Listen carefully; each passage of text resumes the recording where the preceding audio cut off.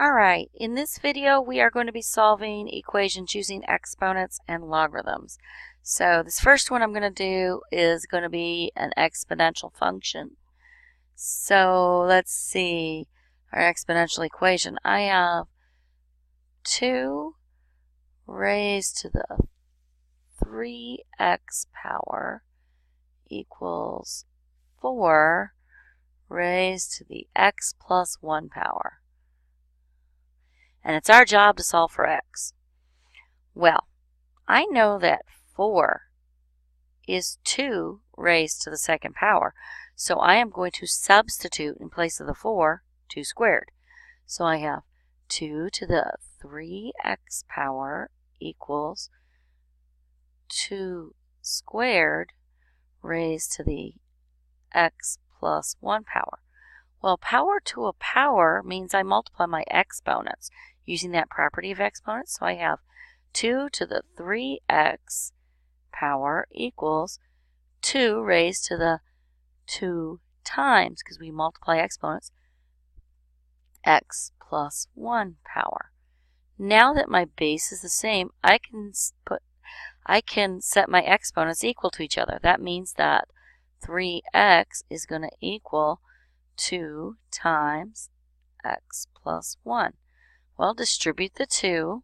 So 3x equals 2x plus 2. I'm going to subtract 2x from each side.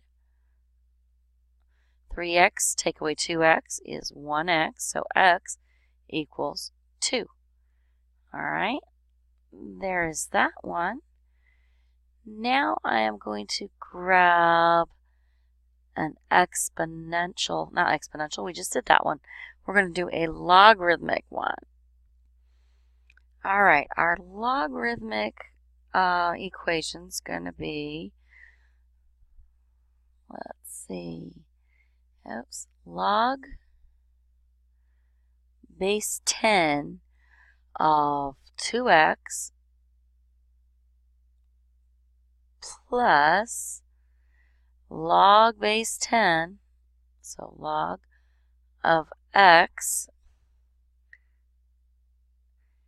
equals 4. Okay, well, first of all, let's condense what's on the left to write it as a single logarithm. So using our product property, we say log of, well, 2x times x gives you 2x squared. And bring down equals and 4. See, we multiplied 2x times x. That's what gave us the 2x squared, to condense that. See? All right, now what I'm going to do is I'm going to change this from a logarithm form to an exponential form. How? So I could say 2x squared equals my base, and then the exponent's on the other side of the equal sign. So 10 to the 4th power. Okay, well, bring down my 2x squared. And what we're going to do is we are going to evaluate 10 to the 4th power, which 10 to the 4th power is a 1 with 4 zeros after it. So 10,000, in other words. Okay. Now we're going to divide 10,000 by 2, and we're going to get 5,000.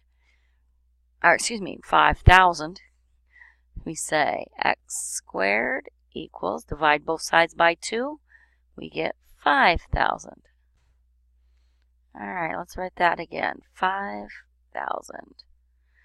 All right, now next we take square root of each side.